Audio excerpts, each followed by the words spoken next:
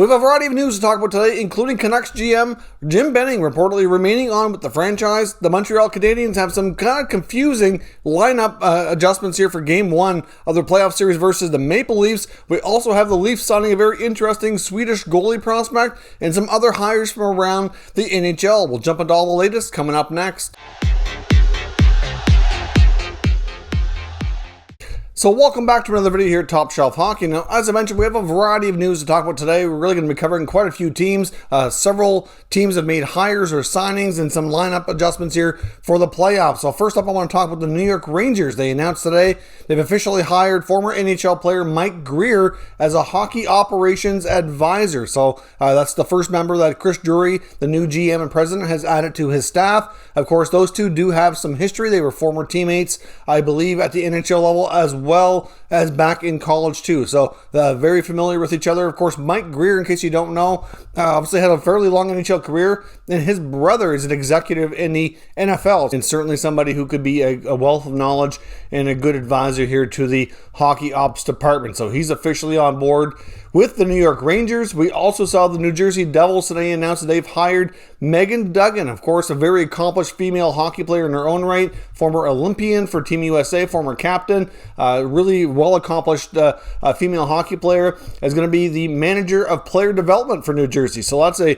major step forward. We're starting to see more females get more opportunities. We saw the other day that the Leafs announced that they promoted Dr. I guess we can call her now, Dr. Haley Wickenheiser has been promoted within there, and they also hired Danielle Goyette. So the Leafs have been pushing more diversity and have certainly given some high-profile females some opportunities.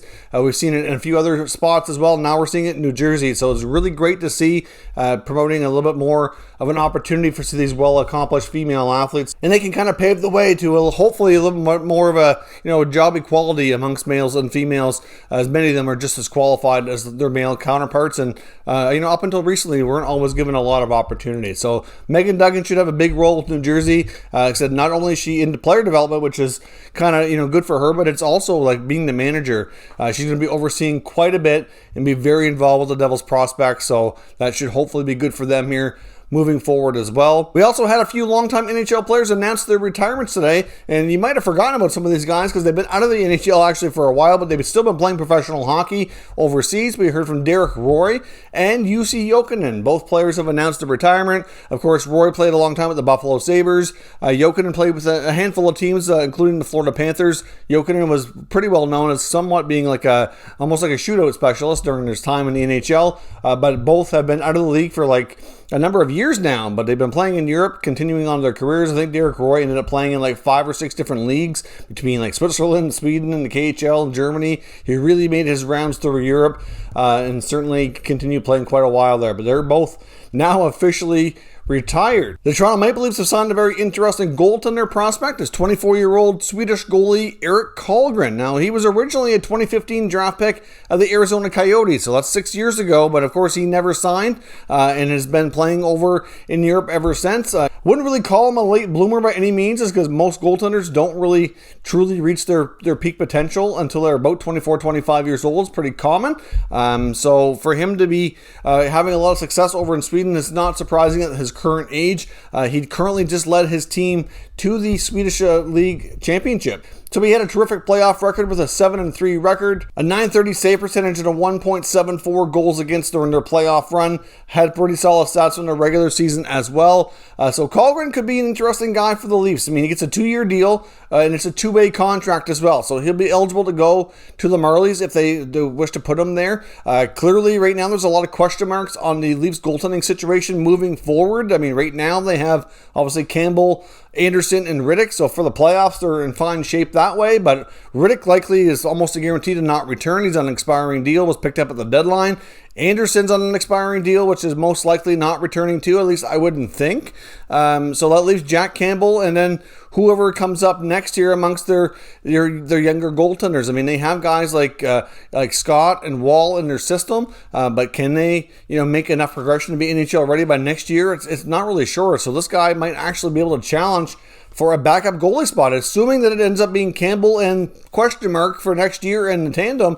They could either go with a guy like this here, or they could dip into something that's more experienced. They could bring in another backup NHL caliber goaltender to kind of get some more depth and challenge for the position. But wouldn't be shocking if this guy was able to come in and maybe challenge for that. So it could be a nice find. We've seen the Leafs do that quite a bit with European free agent signings. Some have worked out, some not so much. But it's a low risk, potentially high reward situation that could work out quite nicely with these guys. And we'll see how things go for Kallgren in the North American system, hopefully in the NHL next year. Now, as far as the NHL coaching carousel goes, we did get confirmation from the Detroit Red Wings organization that head coach Jeff Blashill was indeed extending and staying his time here with the Red Wings organization. Now, as I had reported on Twitter, if you follow me there, you would have seen this a few days ago. I had information to suggest that Blashill was indeed going to be not only staying, but signing an extension for a couple extra years, and the Red Wings have now confirmed that. They didn't exactly confirm the term, though, but the information I had believed to be about 2 years. So, I mean, Blashill's been there for 6 years now. He's the third longest tenured coach in the NHL behind Paul Maurice and John Cooper. I know a lot of Red Wings fans were quite confused by this and wondering when it was going to be time for a change. But Yzerman's looking at it like this, that basically that he hasn't given Blashill enough of a roster overhaul and change here to really give them more of a chance to succeed. So the losses are piling up, but they're really not on the coach. And I think that's fair to say. But at the same time, I know there's some fans that kind of aren't real thrilled with how the younger players have been utilized and the lineups and all that, and kind of favoring veterans a little bit too much. And to that, I do understand the frustration to some degree as well. So we'll see how things go, but obviously, Yzerman believes in consistency. He believes that he still has the guy here, and he's going to continue to run the ship for at least a few more years. Once the Red Wings start getting to the point where they do start to get better and challenge for playoffs, which is probably a couple years away anyway, that could be a situation maybe then where they'll go on to maybe bring in a more experienced coach, to handle a different stage of this rebuild as they move forward at that point. We'll see. I don't know, but Blashill stays in Detroit for now. And Rick Tocchet, free agent coach, who was parted ways here with the Arizona Coyotes recently, has been getting some attention, as we've already talked about. He has touched base and interviewed with the New York Rangers, and he's getting attention here from the Seattle Kraken as well. I believe the Kraken, officially have interviewed him, to the best of my knowledge, or they've spoken to him at least. So there's a couple of opportunities for him. We knew the Rangers were reported to have interest as soon as he became available. They also interviewed Gerard Gallant, as we talked about a few days ago. Of course, Gallant's interview was a little bit more of a rush job because of the fact that he was heading to Latvia with the Team Canada for the World Championship. So they wanted to get that out of the way before he left, and they're going to wait and see who else becomes available here, talk to some more people before they get too much further along. I don't imagine the Rangers are going to rush into this. I'm going to say it's probably going to be at least another 3 or 4 weeks, I think, before they make an announcement. It could even go longer. Just they might be waiting to watch some of these teams in the playoffs to see if anybody else is let go, to see what other candidates could pop up here. But for right now, they've talked to Gallant, they've talked to Rick Tocchet. It's also believed, based on the Rangers information that I've seen and sources that I follow, that they have had at least informal talks. I'm not sure if you can officially call it an interview, but they have chatted with John Tortorella and Patrick Roy.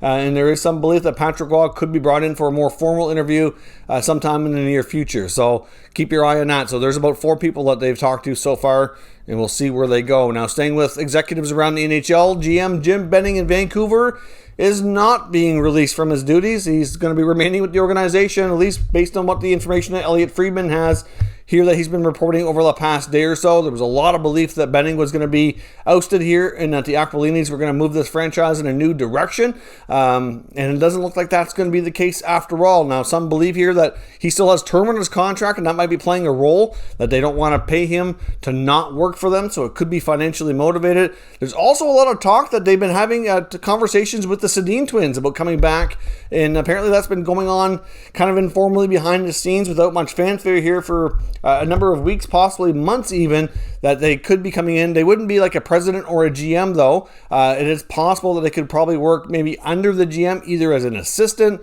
Maybe they get into player development. It's not quite clear exactly what their roles would be, but it is believed that the Aquilinis and management have been having some conversations with Daniel and Henrik about returning to the organization. And I know that they've been certainly have interest, because they had done interviews before since they've retired, indicating that they were very interested in kind of learning the ropes about hockey management, and that, being, especially on the management side, like in the GM type of role, or to learn that role on how to put together a team and manage a team and all that. It's something they both had a lot of interest in. So it's certainly, something that we could see down there. Or maybe, how would you decide? Would they be co-GMs if it ever came to that? I'm not sure, but I know there's a lot of unhappy people around Jim Benning remaining with the organization. It's mind-boggling, really, if you take a look at how they've managed their cap situation, the free agent signings, and how everything went last offseason, all the bad contracts they gave up for bottom six guys in the last year or two before that. They've drafted well, but that's not all on Benning. That's on his scouts. And I know Jed Brackett, who's no longer with the organization, certainly had a heavy hand in that as well. But, there's some good things, obviously, because they made good progress. But, it's, I don't know. To me, I think that they should go in a new direction. But head coach Travis Green, still, they're having their last game of the season, which is being played today, actually going on as I record this video. And still no word on a contract. I mean, it's unbelievable how they let this guy hang so long. So, once the season is officially over and his contract's really expired, like, he could technically go talk to other teams and even up and leave. We could see a situation with Green like we saw with their free agents last year who don't want to wait around. They want their employment secured.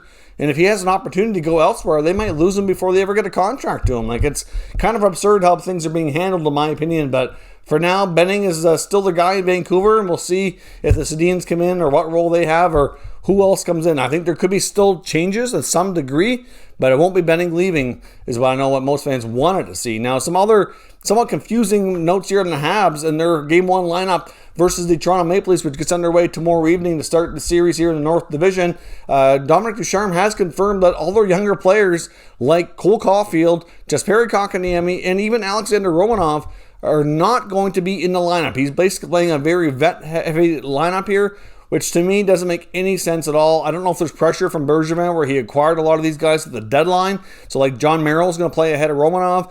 You got Erik Stahl's going to play ahead of Caufield or Kotkaniemi.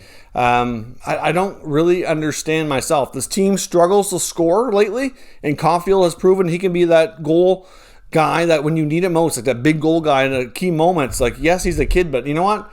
He's proven himself at every level in the small sample size of the NHL that he got at the end of the regular season. He proved himself again and really deserves a chance. Like, to me, like, why wait? I mean, he said that he would make changes as early as Game 2 if things didn't go well. But if you go out there in Game 1 and you get lambasted, it's going to look pretty bad, in my opinion. I understand going with the vets to a degree, but when those vets have played so poorly sometimes, like, why does it matter how long you've been in the NHL? Like, it should matter on who can give you the best chance to win, and I'm just not convinced that some of those guys are those players. Like, Kotkaniemi might have had a bit of a down year. I can justify that a little bit more, but, like, yes, and I understand that Romanov on a defensive side of it's had some adjustments this year and all that, but, like, Merrill is really not very quick.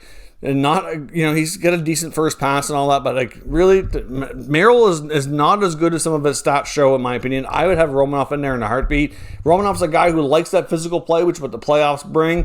I don't know. I would give the kids a chance, and they're not going to get it, at least not in Game 1. They're going to end up having to lose a bit before they get that chance in Game 2 or 3 if there's changes. I just don't get it. Dominic Ducharme is a guy that I've been very familiar with, followed his career a long time. For the most part, I think he's a really good coach. I just don't get these moves. Like, I don't know what's influencing it, but it's going to be a very vet-heavy lineup here.